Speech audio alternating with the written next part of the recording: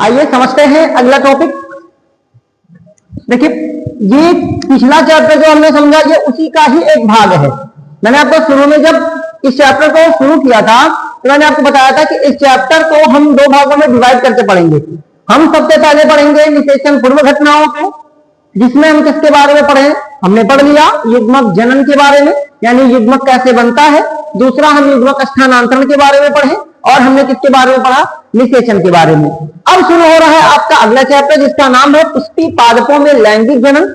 इस अध्याय में हम किसके बारे में पढ़ने वाले, निषेचन पश्च घटनाओं के बारे में। निषेचन पश्च घटनाओं में हम किसको किसको पढ़ेंगे, तो आप जानते हैं इसमें दो प्रोसेस आता है। एक आता है युग्मनज, एक आता है युग्मनज जो कि मैं शुरू में ही बता चुका हूं। एक हमें पढ़ना है युग्मनज के बारे में और दूसरा हमें किसके बारे में पढ़ना बेटा, भ्रूणकोश के बारे, सॉरी भ्रूणोद्भव के बारे में पढ़ना। भ्रूणोद्भव के बारे में इस अध्याय में हमें पढ़ना। अब समझते हैं, थोड़ा सा लेके चलते हैं पिछली क्लास में हमने क्या पढ़ा था, बीजांड था।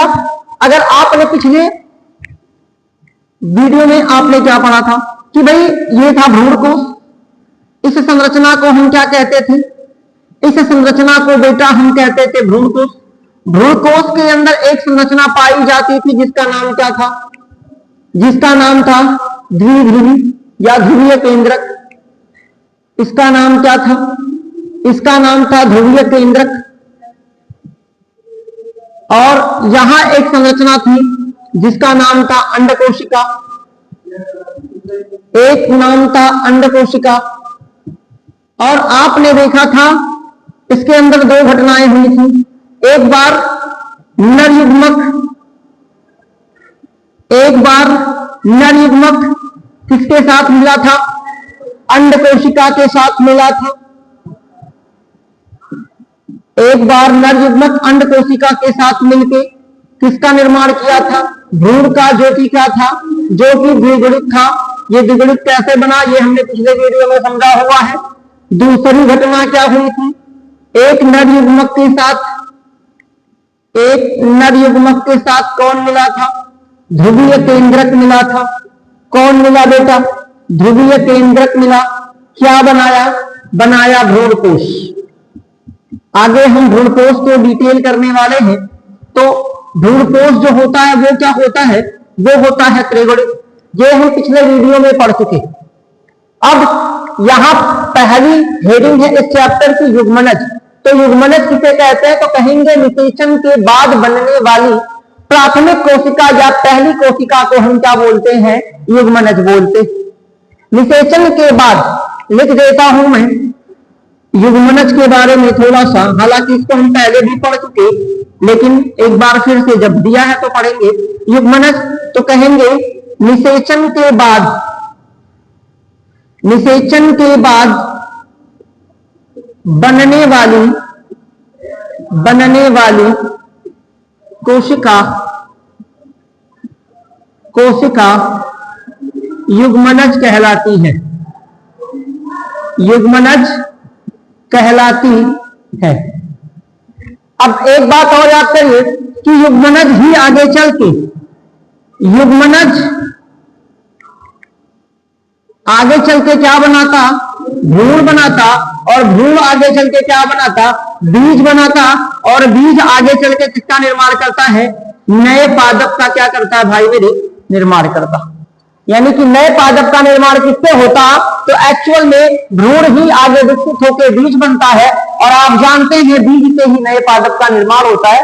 जबकि कुछ पौधों में काई के जन्म पाया जाता है, जैसे गन्ना हो गया, गुलाब हो गया, इनमें बीज से ज्यादा हम कोशिश करते हैं कि इसके तने से नए पौधे का विकास किया जाए।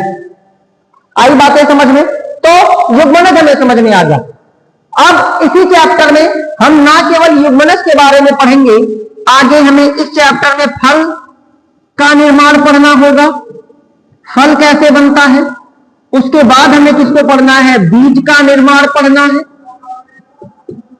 ये सारे टॉपिक हमें आगे इसी चैप्टर में क्या करने हैं, कवर करने हैं। तो अब हमें समझना होगा भ्रूणोद्भव कि एक भ्रूण कैसे बनता है, एक भ्रूण का विकास कैसे होता है, और ये भ्रूण कितने प्रकार का होता है ना, और किस पौधे में किस प्रकार का भ्रूणपोष पाया जाता है, वो सारी चीजें हम पढ़ेंगे। इसको आप नोट करिए, जल्दी नोट करिए, आगे हम बढ़ेंगे। तो हमें समझना है भ्रूण उद्भव। समझते हैं, अगला टॉपिक है भ्रूणपोष का विकास।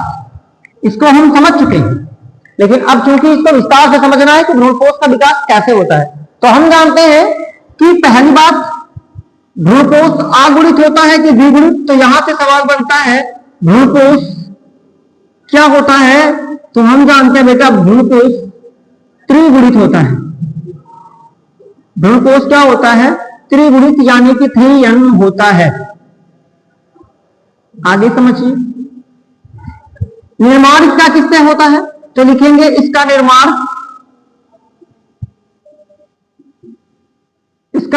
किसके मिलने से, तो मैं शॉर्ट फॉर्म में लिख रहा हूं नर युग्मक से कौन मिलता है, जब नर युग्मक से ध्रुवीय केंद्रक मिलता है, ध्रुवीय केंद्रक मिलता है, तो किसका निर्माण होता है, भ्रूणपोष का निर्माण होता है। ठीक है, किसका निर्माण होता है, भ्रूणपोष का निर्माण होता है। और भ्रूणपोष क्या होता है, त्रिगुणित, क्योंकि नर युग्मक अगुणित होता है और ध्रुवीय केंद्रक क्या होती है, द्विगुणित होती है, और जो भ्रूणपोष होता है वो क्या हो जाता है, त्रिगुणित हो जाता है। अब देखो इसका नाम ही क्या है, भ्रूणपोष। तो ये क्या करता है, भ्रूण को पोषण प्रदान करना, पोषण प्रदान करना। एक बात और समझिए बेटा, जब हमने देखा था यहां पे एक संरचना थी और यहां एक संरचना थी, इस कोशिका का नाम था अंड कोशिका, और इस कोशिका का नाम क्या था, ध्रुवीय केंद्रक। तो आपने पाया कि जब नर युग्मक, दो नर युग्मक बनते थे, एक नर युग्मक आके मिलता था किससे, अंड कोशिका से, एक मिलता था ध्रुवीय केंद्रक से। ये टॉपिक क्यों बता रहा हूं, क्योंकि यहां से सवाल बन जाता है कि PEN या फिर कहीं कहीं दे देता है PEC से आप क्या समझते हैं, है ना। तो PEC या फिर PEN का मतलब क्या होता है, इसका मतलब होता है प्राइमरी एंडोस्पर्म न्यूक्लियस, या फिर इसका होता है प्राइमरी एंडोस्पर्म सेल। समझिए मैं समझा रहा हूं क्या, निषेचन के बाद, यानी कि जब क्या होता, जब नर युग्मक से कौन मिलता है, हम जानते हैं नर युग्मक से ध्रुवीय केंद्रक मिलता है, तो किसका निर्माण होता है, तो हम तो अभी बताएं कि भैया किसका निर्माण होता है, तो निर्माण होता है भ्रूणपोष का, जो कि त्रिगुणित होता है, बट डायरेक्ट भ्रूणपोष नहीं बनता। हमने समझाने के लिए आपको ये बातें बार बार बता दी कि जो भ्रूणपोष होता है वो त्रिगुणित होता है। नर युग्मक से दो ध्रुव केंद्रक जब मिलता है तो किसका निर्माण होता है, भ्रूणपोष का। लेकिन डायरेक्ट भ्रूणपोष का निर्माण नहीं होता, बल्कि भ्रूणपोष से पहले एक संरचना का निर्माण होता है जिसे कहते हैं प्राथमिक भ्रूणीय कोशिका या फिर केंद्रक। यही कोशिका, इसी कोशिका में बेटा बार बार विभाजन होता है, इसी कोशिका में बार बार विभाजन के फलस्वरूप किसका निर्माण होता है, भ्रूणपोष का निर्माण होता है। अब इसी विभाजन के आधार पे ये जो प्राथमिक भ्रूणीय कोशिका है, इसी में विभाजन के आधार पे कैसे कैसे भ्रूणपोष बन रहा है, इसके आधार पे भ्रूणपोष 3 प्रकार का होता है। वो तीनों हमें पढ़ने हैं, तीनों पूछे जाते हैं परीक्षा में। बातें समझ आ रही है कि भाई नर युग्मक से ध्रुवीय केंद्रक मिलता है, भ्रूणपोष तो बनाता है, लेकिन डायरेक्ट भ्रूणपोष का निर्माण नहीं होता। जैसे अभी मैंने आपको बताया कि भ्रूण से बीज का निर्माण में डायरेक्ट पौधा भी दिख सकता था, कि बीज ही आगे चल के नन्ना पौधा या भ्रूण ही आगे विकसित होकर नन्हे पादप के रूप में कन्वर्ट होता है। बट उसके बीच में एक प्रक्रिया, एक और अंग का निर्माण होता है, एक और भाग बनता है जिसका नाम बीज होता है। बीज आगे विकसित होकर नया पादप बनाता है। ठीक उसी तरीके से नर युग्मक ध्रुवीय केंद्रक मिलकर डायरेक्ट भ्रूणपोष नहीं बनाते, बल्कि वो बनाते हैं प्राथमिक भ्रूणीय कोशिका, और प्राथमिक भ्रूणीय कोशिका में विभाजन के फलस्वरूप भ्रूणपोष का निर्माण होता है। और इसी विभाजन के आधार पर जो कोशिकाएं होती हैं, जो भ्रूणकोश होता है, इस प्राथमिक भ्रूणी कोशिका में विभाजन के आधार से भ्रूणकोश 3 प्रकार का होता है, जिसको हमें पढ़ना है। पहला होता है हमारा केंद्रकीय भ्रूणकोश, दूसरा हमारा होता है कोशिकीय भ्रूणकोश और तीसरा हमारा होता है माध्यमिक भ्रूणकोश, जिसको हम आगे पढ़ेंगे, विस्तार से पढ़ेंगे। ये कॉन्सेप्ट है समझना। आगे समझिए बेटा, अगर पादप, ये लाइन इंपॉर्टेंट है, अनावृत बीजी पादप में, अनावृत बीजीय पादपों में, अनावृत बीजी पादपों में भ्रूणकोश निषेचन से पहले बनता है, निषेचन से पहले बनता है। मतलब वे पौधे जिनमें बीज ढका हुआ नहीं होता है, उनमें पहले ही भ्रूणकोश बन जाता है। कभी अंतर मैंने आपको अगर बताया भ्रूणकोश में, तो एक लाइन मैंने बताया होगा, क्योंकि हम आवृत्त बीजी पादप पढ़ रहे हैं, हमारे चैप्टर का नाम है पुष्पी पादपों में लैंगिक जनन, जिसमें हम मुख्य रूप से आवृत्त बीजी पादपों के बारे में पढ़ रहे हैं। तो अनावृत्त बीजी जो पादप होते हैं, उनमें जो भ्रूणकोश का निर्माण होता है वो निषेचन से पहले ही हो जाता है, जबकि आवृत्त बीजी में, आवृत्त बीजी पादपों में भ्रूणकोश का निर्माण कब होता है? तो निषेचन के बाद। भ्रूणकोश का विकास कब होता है? निषेचन के बाद होता है, निषेचन के बाद होता है। एक बात और, यहां तक बातें समझ आ गई। अब आगे इसी में एक टॉपिक और हमें ज्वाइन करना है, क्योंकि बेटा जो भ्रूणकोश होता है उसके चारों तरफ एक पतली लेयर पाई जाती है। आप लिख सकते हैं कि भ्रूणकोश की कोशिका भित्ति प्रायः मतलब सामान्य तौर पर, मतलब ज्यादातर देखने को मिला है कि जो भ्रूणकोश की कोशिका भित्ति होती है वो प्रायः पतली होती है, पतली होती है। बट यानी कि लेकिन कभी कभी किसके जमा होने से? हेमीसेल्यूलोस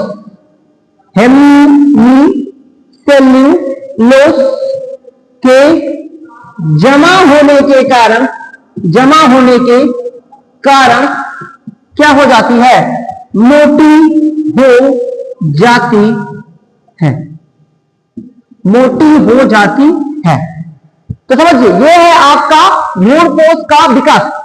अभी हमने भ्रूणकोश के बारे में केवल बेसिक कॉन्सेप्ट समझा है कि भ्रूणकोश का निर्माण किससे होता है। तो नर युग्मक से जब ध्रुवीय केंद्रक मिलता है तो भ्रूणकोश का निर्माण होता है, बट डायरेक्ट भ्रूणकोश नहीं बनता, बल्कि भ्रूणकोश के बनने से पहले एक कोशिका बनती है जिसका नाम है प्राथमिक ध्रुवीय कोशिका, या फिर इसको एक और नाम से, यानी कि इसका नाम होता है प्राइमरी एंडोस्पर्मिक न्यूक्लियस या प्राइमरी एंडोस्पर्म सेल बोलते हैं, जो आगे चल के विभाजन करके भ्रूणकोश का निर्माण करती है। और ये विभाजन जब करती है तो ये 3 तरीके से विभाजन करती है, तो 3 अलग अलग तरीके के भ्रूणकोश दिखाई पड़ते हैं।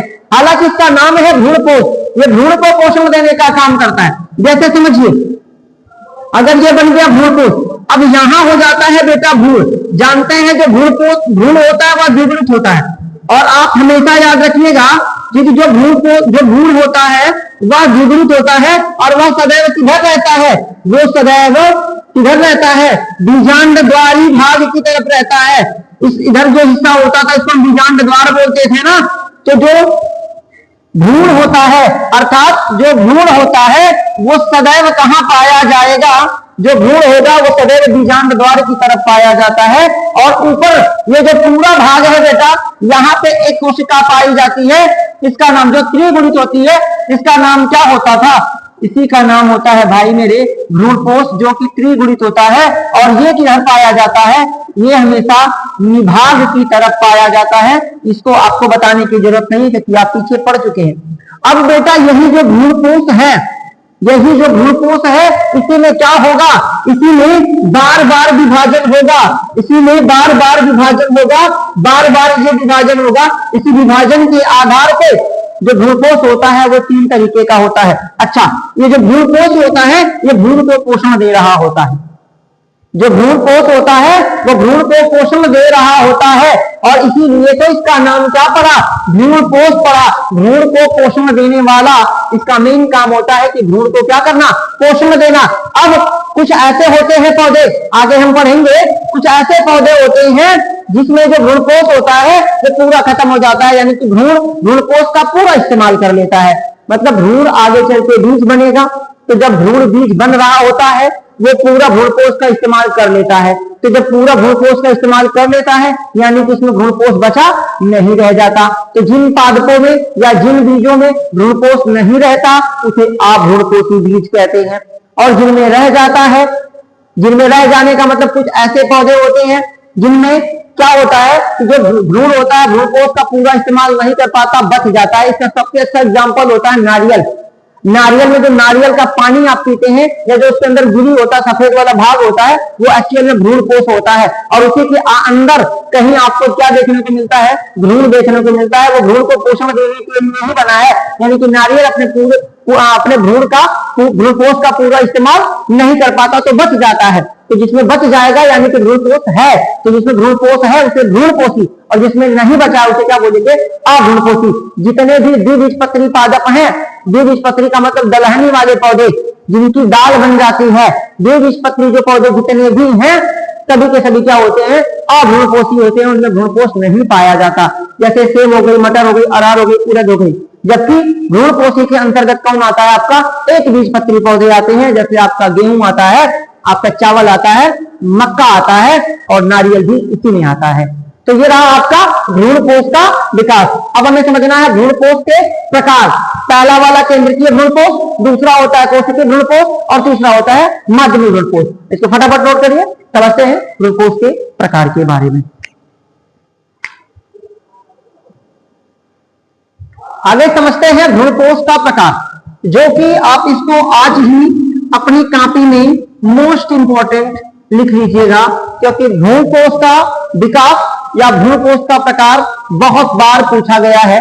मैं तीनों भ्रूणपोष आपको एक बार में समझा रहा हूं, हालांकि याद रखिएगा यह भ्रूणपोष किसका है, तो ये है आवृत्त बीजीय भ्रूणपोष, यानी कि वे पौधे जिनके बीज ढके हुए होते हैं ये उनका भ्रूणपोष है।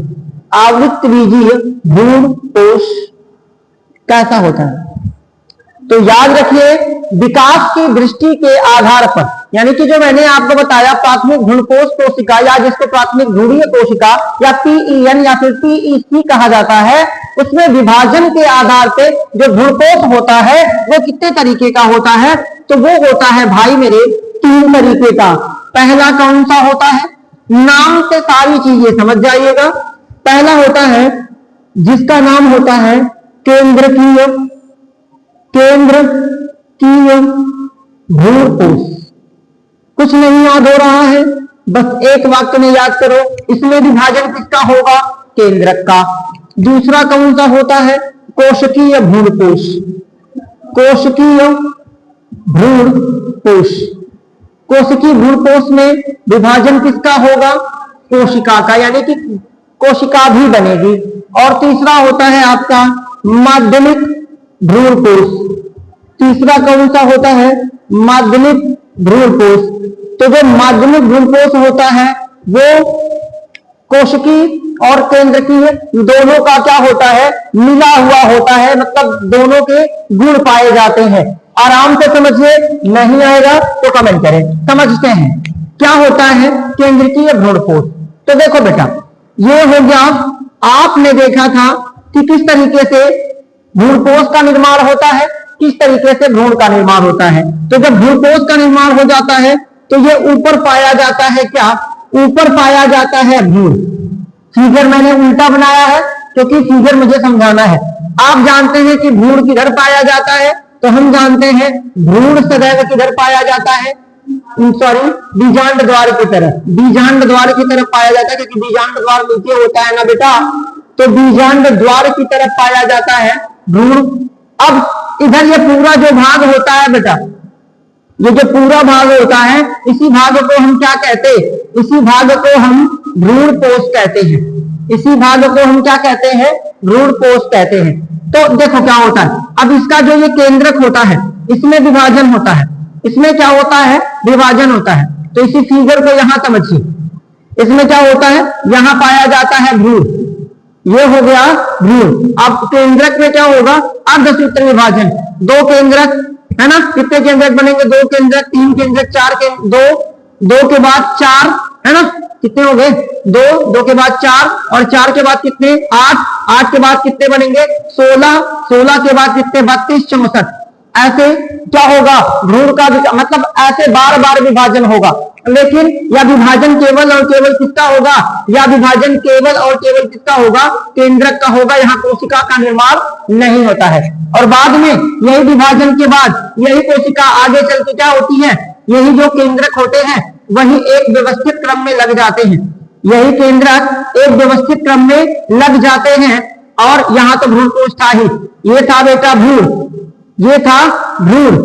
और ये भ्रूणकोश जो होते हैं, ये जो भ्रूणकोश होता है विभाजन करके इसके केंद्रक एक निश्चित क्रम में लग जाते हैं और बीच में एक खाली स्थान का निर्माण होता है जिसे हम रिक्तिका कहते हैं। हालांकि बाद में इसमें कोशिका का निर्माण हो जाता है, बाद में इसके चारों तरफ भित्ति का निर्माण हो जाता है और बाद में यहाँ एक कोशिका का निर्माण हो जाता है। लेकिन ये अंत में चूंकि इसमें पहले जो विभाजन होता है वो केंद्रक का होता है, इसीलिए इसका नाम क्या होता है, केंद्रकीय भ्रूणकोश। यहां से सवाल क्या बनेगा, केंद्रकीय, आप बहुविकल्पी में पूछ लेगा निम्न में किसमें केंद्रकीय भ्रूणकोश पाया जाता है। तो बेटा याद रखना, क्या याद रखना, एग्जाम्पल इसका क्या हो जाएगा, तो इसका एग्जाम्पल हो जाएगा पॉलीपिटेली कुल, या कहीं कहीं पेटली होता है तो कहीं कहीं पिटेली होता है।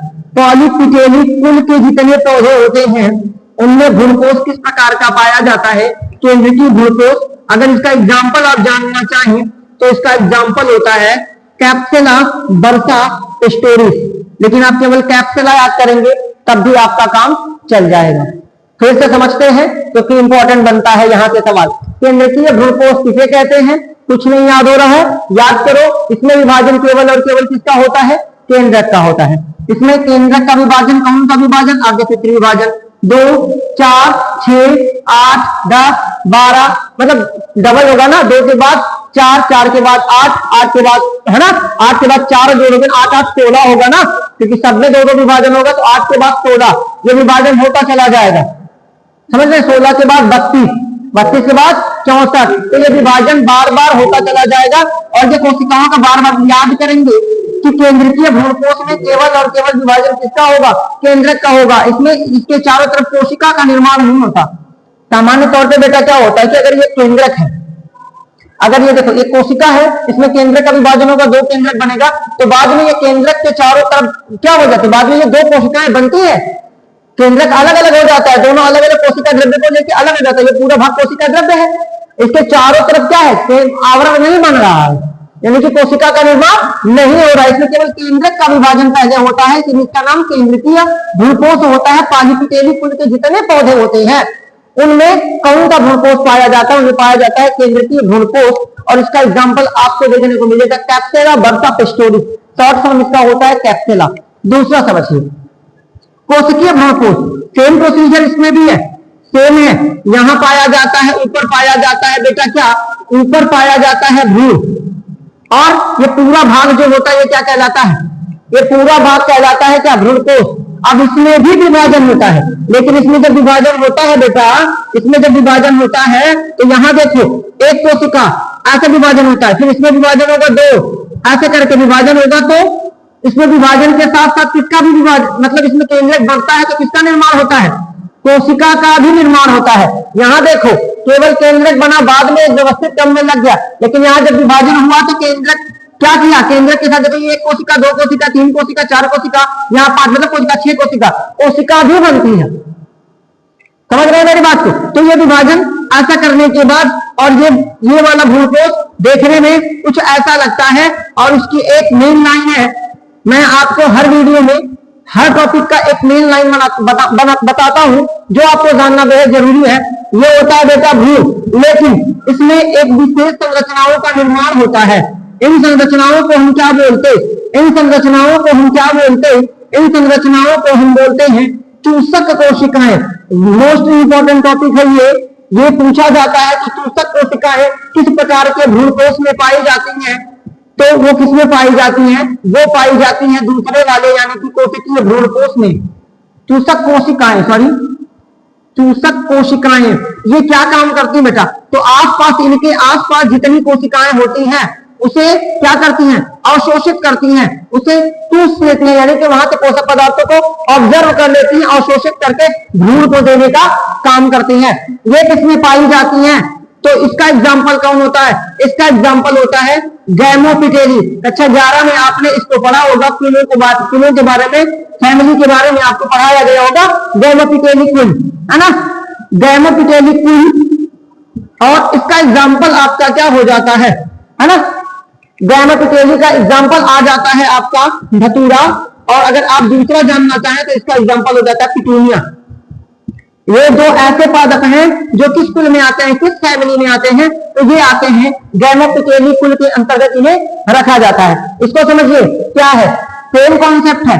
इसमें भी केंद्रक का विभाजन, इसमें भी केंद्रक का विभाजन, बट इसमें जब केंद्रक का विभाजन होता है तो कोशिका का निर्माण नहीं होता। इसमें पहला विभाजन केंद्रक का होता है, दैट्स व्हाई इसे हम क्या बोलते हैं? केंद्रकीय भ्रूणकोश बोलते हैं। और बाद में कोशिका का निर्माण होता है और बीच में वैक्यूल यानी रिक्तिका का निर्माण हो जाता है। ये पाया जाता है पॉलीपिटेली कुल में, जिसका एग्जांपल होता है कैप्सुला बर्सा पेस्टोरिस।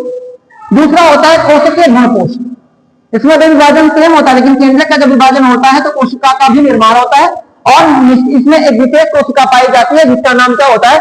चूसक कोशिकाएं। ये क्या करती है? पोषक पदार्थों को आसपास से ऑब्जर्व करके, अवशोषित करके भ्रूण को देती है ताकि भ्रूण तेजी से क्या कर सके? विकास कर सके।